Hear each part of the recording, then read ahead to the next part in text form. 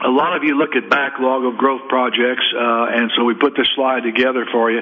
This will change, and before the end of the year, we will add projects to this, I'm sure. But right now, and Steve will go into more detail, but as you can see, it puts to over $12.5 billion, and these are projects that we expect to build over the next 5 years.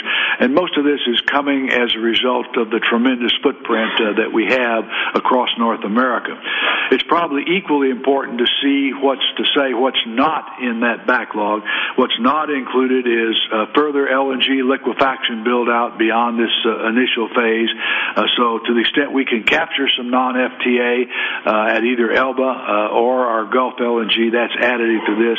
It does not take into account the EPNG oil conversion, the Freedom Pipeline. I think Tom's going to talk about that some today. That's a $2 billion plus project that would simply reverse and convert some of our natural gas lines to crude oil to move Permian oil, which is selling at depressed prices, to the West Coast, the LA refiners, where they are paying excessive prices for their crude oil feedstock because they're importing it from various places overseas, including Alaska, the North Slope of Alaska.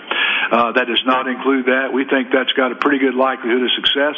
Again, as we always say at Kinder Morgan, we won't build it unless we have commitments, and we're working on getting those commitments now, but it's an exciting project. It also does not include additional expansion of natural gas supply into Mexico. This is a tremendous market. We're better positioned than anybody else to drive additional supply to the border.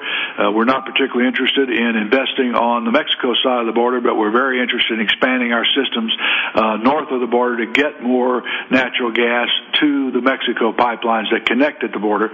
We're doing our Sarita project right now for EPNG, but if you visualize EPNG, it's a gigantic series of pipes running from western Texas all the way across into Southern California, and we have capacity that we can utilize, particularly on the southern line. I mean, you just think of a series of straws that are dropping that off to interconnect points all the way from El Paso all the way across to through New Mexico and Arizona to drop off additional supply.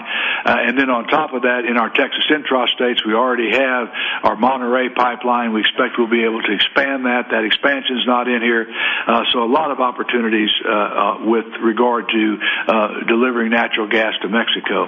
Also not in here is various other expansion and conversion opportunities as we look across at our whole system. The drop downs from KMI are not in here. That's significant, as you'll see when we look at it on a segment-by-segment basis.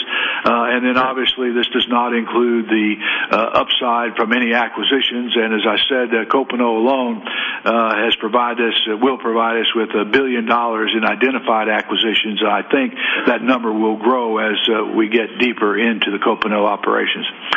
So all in all, I think from the standpoint of backlog and the growth for the future, it's a very good picture at the Kinder Morgan companies.